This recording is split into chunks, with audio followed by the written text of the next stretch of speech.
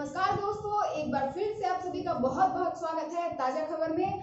तो चलिए, आज है 23 जून और आज की ताजा तरीन खबरों की तरफ हम एक बार फिर से बढ़ते हैं। तो चलिए बढ़ते हैं एक बार फिर से हम आज की पहली खबर की तरफ। तो हमारा पहला खबर आ रहा है, फिर से छलका दर्द। चिराग बोले, मेरे पिता भाजपा के साथ चट्टान की तरह खड़े रहे पर मुश्किल वक्त में नहीं मिला साथ। अपनी ही पार्टी में चुनौतियों का सामना कर रहे लोक जनशक्ति पार्टी लोजपा के नेता चिराग पासवान का भाजपा को लेकर दर्द छलक कर है। उन्होंने मंगलवार को कहा कि भाजपा के साथ उनके संबंध एक तरफा नहीं रह सकते। यदि उन्हें घेरने का प्रयास किया जा रहा है तो वह अपने भविष्य की राजनीतिक कदमों को लेकर सभी संभावनाओं पर विचार करें। चलिए बढ़ते हैं अपनी अगली खबर की ओर। बिहार के मुख्यमंत्री सीएम नीतीश दिल्ली पहुंचे और आंखें दिखाए। पीएम मोदी से मुलाकात पर स्थिति साफ नहीं, बोले हम लोग साथ हैं, मिलना जुलना होते रहता है, यह तो निजी है। दरभंगा ब्लास्ट का जम्मू से जुड़ा तार। सिकंदराबाद में 4 तो मुजफ्फरनगर में एक संदिग्ध से हुई पूछताछ। जम्मू के जेल में बंद छपरा के मोहम्मद जावेद से जुड़ा कनेक्शन। दरभंगा रेलवे स्टेशन हुए पार्सल ब्लास्ट में जैसे जैसे बिहार रेल पुलिस की जांच आगे बढ़ रही है वैसे वैसे इसका कनेक्शन बड़ा होता जा रहा है। 5 दिनों की जांच में पार्सल ब्लास्ट का दायरा लगातार बड़ा होता जा रहा है। बिहार में हुए इस ब्लास्ट का कनेक्शन तेलंगाना, फिर झारखंड, इसके बाद उत्तर प्रदेश होते हुए जम्मू कश्मीर तक जा पहुंचा है, जो प्लान का एक बड़ा साजिश की तरफ इशारा कर रहा है। जम्मू की जेल में बिहार के ही छपरा के मढ़ौरा का रहने वाला मोहम्मद जावेद बंद है। इसके ऊपर आतंकवादियों को हथियार सप्लाई करने का आरोप है। दरभंगा ब्लास्ट में रेल पुलिस के सामने जिस मोहम्मद सूफियान का नाम सामने आया है, जिसकी तलाश चल रही है। सीएम ने लगाई बैंकों की क्लास। कहा, बिहार के लोगों का पैसा यहाँ के बैंकों में जमा होता है जबकि यहाँ का पैसा विकसित राज्यों में चला जाता है, यह बहुत ही गलत है। सीएम नीतीश कुमार ने कहा, बिहार में संचालित हो रहे बैंकों को कड़े शब्दों में निर्देश जारी किया। कहा कि हर ग्राम पंचायत में बैंकों का शाखा खोला जाए, साथ ही सीधी राशि बढ़ाया जाए और इसे राष्ट्रीय स्तर के लक्ष्य तक ले जाने की कोशिश करें। विकास कार्य के साथ ही साथ अन्य योजनाओं में भी बैंकों की महत्वपूर्ण भूमिका है। बिहार के विकास में बैंक अपनी सहभागिता और बढ़ाए। अगले वर्ष के लिए एसीपी यानी एनुअल क्रेडिट प्लान का जो लक्ष्य निर्धारित किया गया है उसे पूरा करे। तो अगली खबर है, महाभारत में बदली चिराग पारस की लड़ाई। चाचा पारस ने कहा, 5 पांडव हैं हमारे संसद, चिराग करे आशीर्वाद यात्रा, मेरा भी आशीष उनके साथ है। चिराग पासवान मेरा ही बेटा है, भतीजा है, उसे कोई तकलीफ नहीं है, लेकिन वह मुझसे मिलना नहीं चाहते। मेरे घर आने का राजनीतिक नाटक फायदा लेने के लिए किया गया। मैं चिराग की आशीर्वाद यात्रा का मन तन धन से साथ हूँ। वह इससे महाभारत की लड़ाई कहता है तो हम 5 संसद पूरे 5 पांडव हैं। चिराग को अलग करना इसलिए जरूरी था क्योंकि पार्टी का एक ग्राफ खत्म हो रहा था। यह कहना है रामविलास पासवान के भाई चिराग पासवान के चाचा पशुपति पारस का। दोस्तों, अगली खबर आ रही है बिहार में कोरोना के लेकर अपडेट करने के लिए। बिहार में 29 जिलों में कोरोना के नए मामले सामने आए हैं। गोपालगंज में 15 से 30 तक पहुंचा आंकड़ा। संक्रमितों की संख्या पटना से आगे गोपालगंज की ओर बढ़ रही है। बिहार में कोरोना के मामले अब तेजी से घट रहे हैं। सोमवार को 38 जिलों में मात्र 29 जिलों में ही कोरोना के नए मामले सामने आए। बाकी 9 जिलों में एक भी नया मामला सामने नहीं आया है। पटना से भी अधिक मामले गोपालगंज से आए हैं। 24 घंटों के अंदर ही गोपालगंज में 50 से 30 नए मरीज मामले सामने आए हैं। ऐसे में कोरोना की गाइडलाइन में थोड़ी सी लापरवाही हुई है तो अन्य जिलों में भी मामले बढ़ सकते हैं।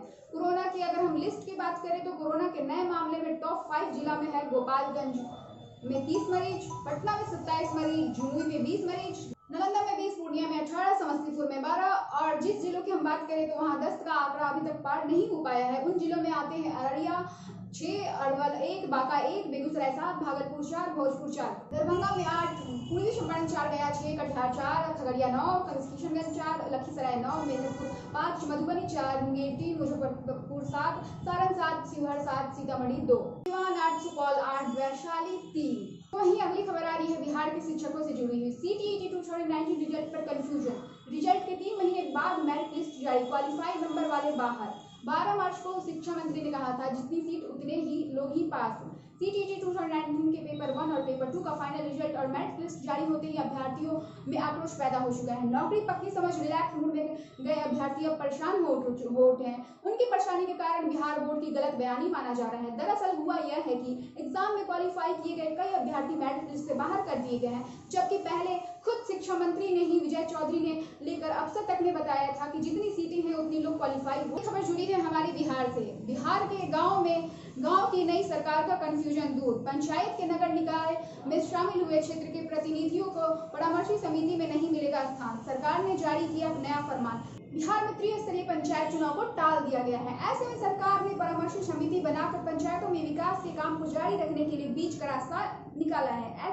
सरकार ने एक नया फरमान जारी किया है कि पंचायती राज संस्था को पूर्ण या आंशिक रूप से नगर निकाय में सम्मिलित कर दिए जाने के पूर्व संबंधित क्षेत्र का प्रतिनिधित्व कर रहे हैं। पंचायत प्रतिनिधि का परामर्शी समिति से कोई स्थान नहीं दिया गया है। तो हमारी अगली खबर है, बिहार की कार्यकर्ताओं के नाम चिराग ने लिखी चिट्ठी। मुट्ठी भर लोग नहीं छीन सकते एलजेपी, हमारी ही रहेगी। 2017 में एनडीए में नीतीश की वापसी से विचलित हो गए थे पापा।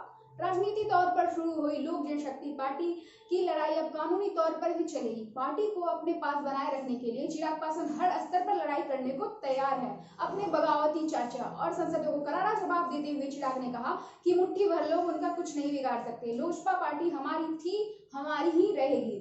दरअसल मंगलवार को दिल्ली से चिराग पासवान ने 4 पन्नों का एक लेटर जारी किया और अपने कार्यकर्ताओं के नाम जारी करते हुए उन्हें भेजा। इस लेटर के जरिए लोजपा से निकाले गए सांसद चाचा पशुपति कुमार पारस समेत इनके गुट के 5 सांसदों के ऊपर भी अपनी बातों के जरिए सख्त प्रहार किया है। अनलॉक होते ही बिहार के पटना में भीड़ देखी गई। बाजारों में पूरी भीड़ जुट रही है, जबकि पहले ही दिल्ली से गाइडलाइन जारी किया गया था कि प्रोटोकॉल के साथ ही अनलॉक के पालन किया जाएगा। दिल्ली एम्स ने चेताया था कि प्रोटोकॉल अगर टूटा तो अपने भारत में भी तीसरी लहर दस्तक दे सकती है, फिर भी नहीं मान रहे लोग। दिल्ली एम्स के निदेशक डॉक्टर रणदीप गुलेरिया ने चेतावनी दी थी, यदि कोरोना का प्रोटोकॉल पालन नहीं किया गया और भीड़ नहीं रोकी गई तो अगले 6 से 8 हफ्ते में यह महामारी तीसरी लहर में दस्तक देगी।